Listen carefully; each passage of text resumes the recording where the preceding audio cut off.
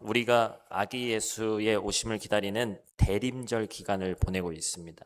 거리에는 이제 캐럴이 울리고 곳곳에 트리가 장식됩니다. 어제 했나요? 구시가지 갔다 오신 분? 다 기도와 말씀으로 이렇게 토요일을 준비하시니라 우리 성도들은 구시가지 나가지 않고 예나 나간 것 같은데 아니에요? 안 나갔어요? 미안해요. 아니 인스타에서 뭘 봤는데 네가 나간 게 아닌 모양이구나.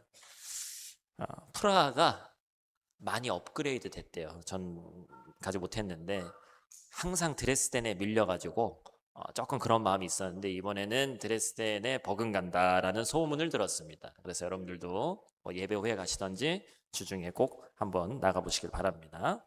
우리가 낭만적이고 따뜻한 성탄절을 기대하고 설레는 마음으로 이 시간을 보내는 게 바로 이 대림절, 대강절 기간입니다. 그런데 오늘 본문에서 마주하는 예수님의 모습은 좀 다르죠. 따뜻한 구유에 누워있는 아기 예수의 모습이 아니라 오늘 본문에서는 그 어느 때보다 우리에게 강력하게 말씀하시는 예수님의 모습을 우리가 발견할 수 있습니다. 그래서 그 생명의 말씀이 우리에게 강력하게 전하시는 말씀이 이제 대림절을 시작하는 우리에게 큰 은혜와 각자에게 주시는 생명의 말씀, 레마의 말씀. 따라해봅시다. 레마의 말씀. 레마의 말씀이 되기를 축복합니다. 그래서 저는 우리 일상에서 좀 쉽게 들을 수 있는 그러한 자연스럽게 사용하는 한 단어에서 이야기를 시작하려고 하는데 바로 펜이라는 단어입니다. 펜. 우리 딸도 그런데 아이돌을 좋아하죠, 그죠? 아이돌을 좋아하면 그 아이돌을 좋아하는 뭐가 있어요? 팬이 있어요. 그래서 요즘에는 뭐 예를 들면 우리 일에는 알 것 같은데 에스파가 있으면 에스파의 팬덤 팬 이름을 뭐라고 그래요? 뭐라고? 내가 알고 있었는데 뭐 답인지 아닌지를 알 수가 없으니 그러면 뭐 또 뭐 있어? 뉴진스는 뭐야? 네, 공부를 참 저렇게 했으면 좋았을 텐데 물어보면 그냥 착착 나오는구나. 여러분 좋아하는 축구 선수가 골을 넣으면 막 요즘엔 그 누구죠? 저기 스페인의 이건 또 지민이지. 김지민. 스페인 축구 선수 누구야? 아민 야말. 그래. 야말. 그래. 예. 야말이 막 골을 넣으면 나랑 국적도 상관도 없는데 우리나라 선수도 아닌데 막 엄청 열광을 하는 거예요. 우리가 유럽에 살고 있지만 시대가 바뀌어서 제가 BTS 왔을 때 웸블리 구장에서 공연한 적이 있습니다. 아마 코로나 전이었나? 딱 그랬을 거예요. 웸블리는 아무나 가서 하는 데가 아니거든요. 상징적인 곳이기 때문에. 뭐 파리도 마찬가지입니다만. 근데 그 케이팝 콘서트에 예전에 제가 그런 무슨 비디오를 본 적이 있어요. 마이클 잭슨 그런 거 하는데 사람들이 막 눈물 흘리고 막 그 스타 한번 만났다고 막 기절하고 이런 걸 봤거든요. 요즘에는 케이팝 스타가 가면 그걸 이 유럽 사람들이 하고 있어요. 우리 같은 물론 좀 다르죠. 우리는 아니죠. 생긴 게 좀 다르긴 합니다만 이 아시아 사람, 대한민국 이 변방 사람을 보고 아낌없이 시간과 돈을 쏟아붓는 거예요. 그런데 여러분, 이 팬의 본질이 과연 뭐예요? 팬은 그 대상을 사랑하는 것 같지만 실제로는 그 대상이 주는, 즉 스타가 주는 즐거움을 사랑합니다. 우리나라 사람들이 참 이게 있는데 기쁘게 해주면 열광하고 기대를 깨면 언제든지 등 돌릴 준비가 되어 있는 게 팬이에요. 그래서 우리나라에서 옛날부터 있었던 말인지 모르겠는데 그 단어는 있었죠. 근데 요즘 들어서 한순간에 어떤 사람들이 완전히 모든 걸 잃게 되는 그걸 뭐라고 그러죠? 뭐 같다고 그러죠? 나락 같다고 하잖아요. 들어봤죠? 그게 나락 같다고 하는 거예요. 옛날엔 그런 의미로 쓰인 게 아니고 어디서 떨어졌다 뭐 이런 뜻인데 완전 나락 같다 이렇게 얘기를 합니다. 그래서 기대한 만큼 어제 팬이 오늘의 안티도 될 수 있는 일이 흔합니다. 왜 그렇습니까? 팬에게 가장 중요한 계산은 단 하나예요. 내가 만족할 수 있느냐 없느냐. 그래서 오늘 본문 말씀 누가복음 14장은 우리가 시간 관계상 다 읽지 않았습니다만 이렇게 시작합니다. 25절 말씀 우리 한 목소리로 크게 읽습니다. 수많은 무리가 함께 갈새 예수께서 돌이키사 이르시되, 예수님께서도 항상 수많은 사람들을 끌고 다니셨단 말이에요.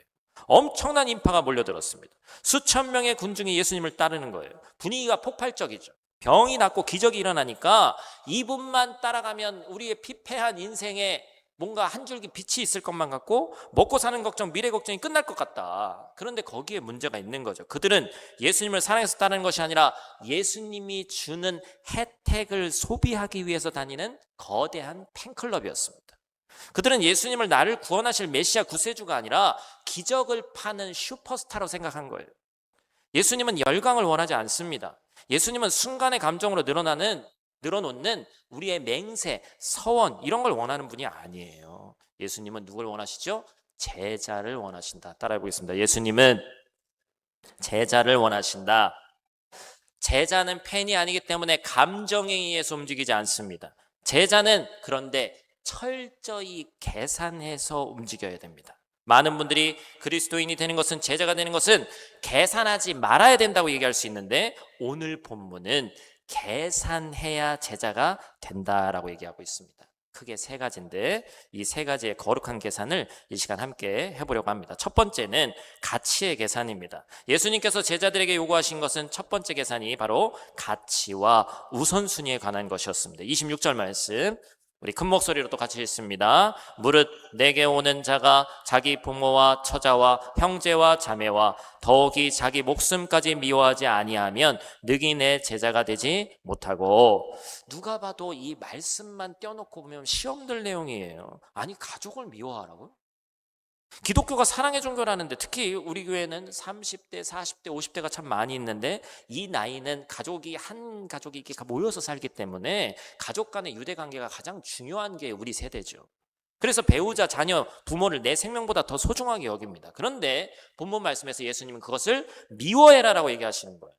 그런데 원어를 잘 보니까, 헬라어 원어를 보니까, 제가 일전에도 한번 설교한 적이 있는데, 미워하다라는 말이 감정적 혐오가 아니라 당시 표현 방식으로는 비교급, 즉 덜 사랑한다라는 의미라고 말씀드렸습니다. 다시 말해서 모든 사랑이 상대적으로 약해 보일 만큼 예수 그리스도를 내 삶의 우선순위로 두라는 거예요. 그래서 종교개혁자 마틴 루터는 뭐라고 얘기했습니까? 소교리 문답에서 우리는 만물 이상으로 그리스도를 두려워하고 사랑하고 신뢰해야 한다라고 얘기했습니다.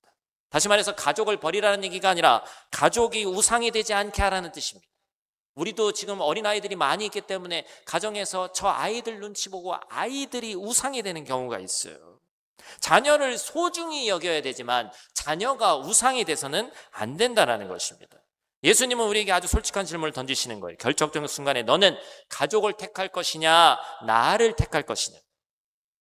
이 질문은 불편하지만 제자 도를 세우는 가장 중요한 질문입니다. 해외에서 살아가는 우리는 이 질문의 무게를 더 깊이 느낄 수 있습니다. 자녀 교육 문제, 체류 문제, 재정 문제, 미래의 불확실성, 이 모든 것들이 실제로 우리의 우선순위를 계속해서 흔들고 있습니다. 예배보다 오늘의 문제 해결이 더 급할 수 있습니다. 말씀보다 현실이 더 중요할 수 있습니다. 그런 유혹이 우리에게 찾아온단 말이에요. 그런 순간 예수님이 우리에게 묻는데, 그 1순위에 예수를 놓을 수 있겠느냐.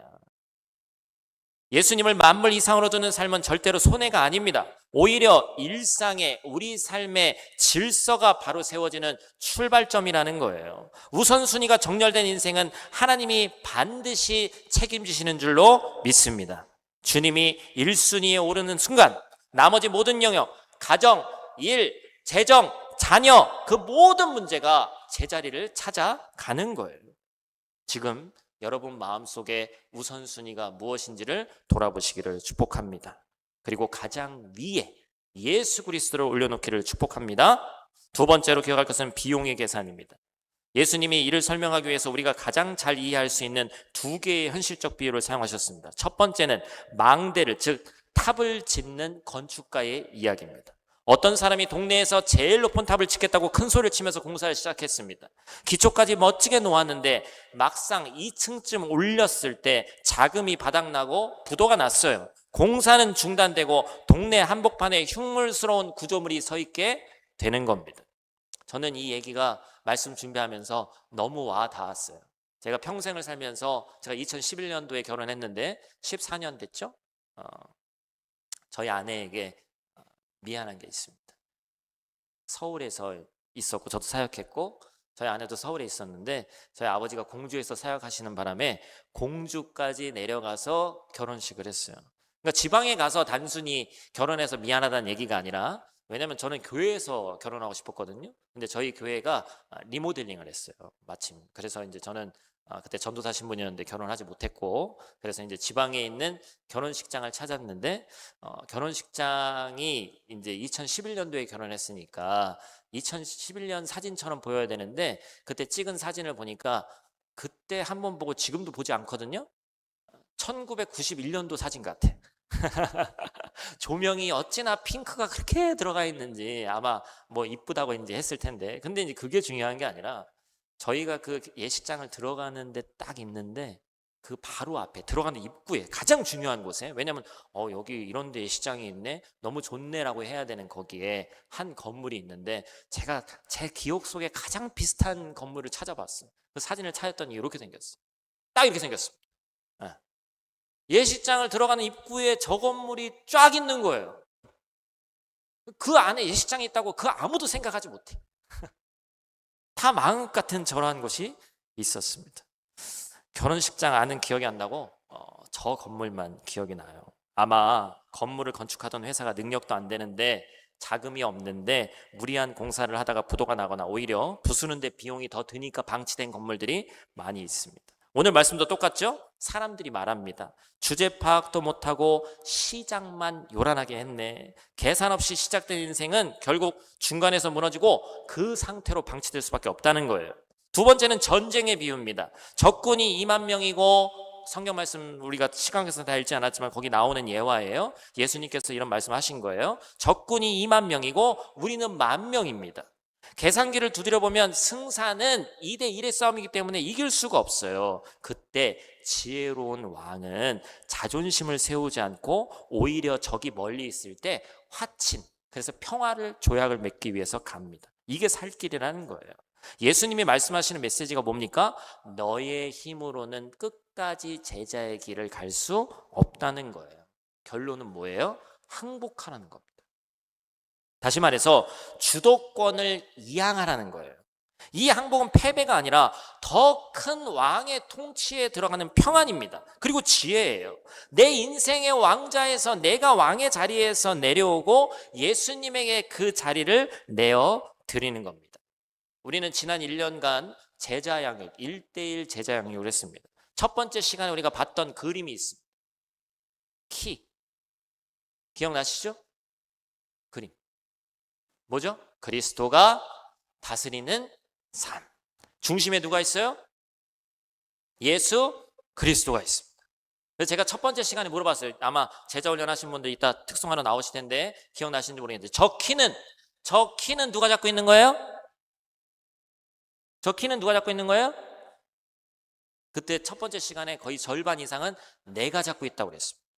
예수 그리스도가 중심이 되는데 저 키는 내가 잡아야 되는 것이 아닌가? 아니죠. 제자 훈련에서 나온 결론이 뭐였어요? 첫 번째 시간부터 얘기한 것, 중심이 예수 그리스도인데 키도 예수 그리스도가 잡는다. 할렐루야. 그럼 나는 이런 생각이 드는 거예요. 그럼 나는 뭘 해야 되는 거예요? 중심도 예수 그리스도께 내어드리고 키도 예수님이 잡으니 아무 생각 없이 우리는 그냥 수동적으로 그냥 교회에서 얘기하는 얘기 그냥 아멘 하면서 믿으면서 살아야 되나? 그게 아니죠. 전쟁의 비유를 다시 보십시오. 항복한 왕이 감옥에 갇히는 것이 아니라 더 강한 왕의 지휘 아래 정체성을 가진, 굳이 비유를 하자면 국방장관으로 살아가는 거예요. 언제 누가 쳐들어올지 모르는 희한한 그 작은 나라, 힘없는 나라의 왕으로 사는 것이 아니라 세계에서 가장 강력한 왕 바로 밑에 있는 총리로, 국방장관으로 살아가는 삶이라는 겁니다. 그렇기 때문에 제자의 삶은 가장 능동적이고 가장 역동적인 삶이 되는 겁니다. 이미 우리의 모든 것과 우리의 모든 죄값을 예수님이 십자가에서 대신해서 지불하셨습니다. 이걸 무슨 은혜라고 그랬죠? 대속의 은혜라고 했습니다. 그렇기 때문에 제자는 예수님 믿으면 그냥 마냥 잘 되고 내 사업이 잘 되고 돈이 많이 벌어질까, 예수님 믿으면 더 잘 살 수 있을까를 계산하는 사람이 아니라 예수님이 내 삶의 주인이 되시기 위해서 내가 지불해야 될 십자가의 비용이 무엇인가를 계산하는 사람입니다. 이미 십자가상에서 지불하신 그 비용을, 그것을 누리기 위해서, 그 영원한 나라에 함께 살기 위해서 십자가를 위해서 너는 무엇을 지불할 것인가를 얘기하는 거예요. 우리는 지금까지 너무 많은 싸움을 나 혼자 살았습니다.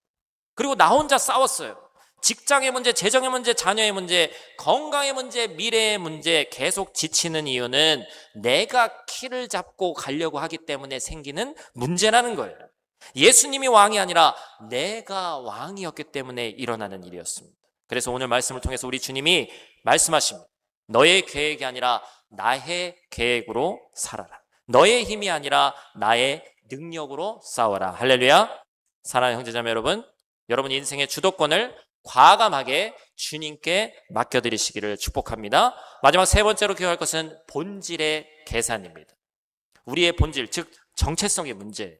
예수님이 소금 이야기를 꺼내십니다. 당시의 이스라엘 소금은 우리가 먹는 천일염이 아니었습니다. 땅속 깊은 곳에서 채굴하는 바위, 소금, 즉 암염이라고 하죠. 목사님 영어는 잘 모르고요. 그래서 우리 어린이들이 있어서 천일염과 암염의 차이점에 대해서 제가 표로 만들어 왔어요. 교회에 나오면 이런 정보도 다 알려주는 거야. 어디 가서 이런 것도 배우지도 못해. 천일염은 우리 어른들은 잘 알거든. 대한민국은 거의 대부분이 천일염이에요. 왜 그렇습니까? 세계에서 가장 자랑할 만한 뭐가 있죠? 우리나라는 서해안에 갯벌이 있어야 돼. 갯벌이 있어야 천일염을 만들 수 있어요. 그런데 이 나라들은 내륙 지역의 유럽 같은 나라들은 뭐가 없어요? 갯벌이 없단 말이에요. 바다가 있어도 이스라엘도 바다 있죠? 이스라엘도 바다가 있는데 뭐가 없어요? 갯벌이 없습니다. 그래서 천일염을 만들 수가 없어요. 그래서 암염인데, 암염은 이제 바위처럼 굳어져 있는 그걸 가지고 먹는 소금이 암염이에요. 그래서 여기는 유럽의 핑크솔트도 암염이라 하더라고요. 그죠? 여기는 암염이 좀 더 많이 있습니다. 요리용도 잘 보시고 오늘 잘 적용해서 저녁 식사에 유용하게 사용하시기를 바랍니다. 저도 저거 찾아보면서 김치 장아찌는 천일염을 넣어야 되는 거구나. 찌개는 찌개 고기 밑간은 저걸 넣어야 되는 거구나. 스테이크는 역시 암염이었어 하면서 막 이거 가는 거 제가 이렇게 생각을 좀 했었는데 여러분 어렸을 때 아이들 놀려보신 분은 아시지만 바다에 가면 이 바다에서 노는 게 아니라 갯벌에서 놀면 참 유용하게 놀 수 있습니다. 땅도 파고 또 바닷물도 막 들어오고 숨어있는 바다 생물도 잡고 그 갯벌에서 바닷물에서 천일염이 만들어지는 거예요. 그런데 이 암염은 땅속에 있는 광물 형태이기 때문에 불순물이 엄청 많다는 거예요. 천일염은 이미 햇빛에서 이렇게 하면서 다 정화가 되는 거죠. 그죠? 그래서 이걸 잘못 보관하면 그냥 겉 형태는 암염 소금의 형태로 남아 있는데 그 안에 있는 소금 이 염분이 다 빠져나가는 거예요. 소금기가 다 빠져나가는 것. 겉모습은 분명 소금인데 먹으면 아무 맛도 안 나는 것. 그런 소금은 아무 쓸모없고 결국에 길가에 버려져서 밟힐 뿐이다 라고 주님께서 경고하시는 겁니다. 예수님은 이것을 무늬만 성도 무리라고 말씀하십니다. 이게 펜이에요. 펜. 교회 안에서는 거룩해 보이고 직분도 있고 예배도 드립니다. 그러나 실제 삶에서는 예수님의 맛, 예수님을 믿는 사람의 맛이 전혀 나지 않는 거예요. 교회에서는 분명 희생, 낮아짐, 제자도 이런 걸 배웁니다. 그런데 그 맛이 느껴지지 않는 사람의 이유는 스스로 녹아지지 않기 때문에 그렇습니다. 이 문제의 본질을 깊이 새기기 위해서 마지막으로 제가 그림 하나를 가져왔습니다. 바로크 시대의 거장 루벤스의 1630년 작품 최후의 만찬입니다. 제가 일전에 한번 설교 때도 말한 적이 있습니다. 그림에서 여러분들 예수님이 빵을 들고 축복하시고 제자들은 온 마음을 집중해서 그 장면을 바라봅니다. 그런데 그 장면에서 우리를 바라보는 두 개의 시선이 있습니다. 첫 번째는 중앙에 유다예요. 한가운데에 지금 노란색 망토를 입고 있는 사람이 있죠? 저 사람은 우리를 쳐다보고 있어요.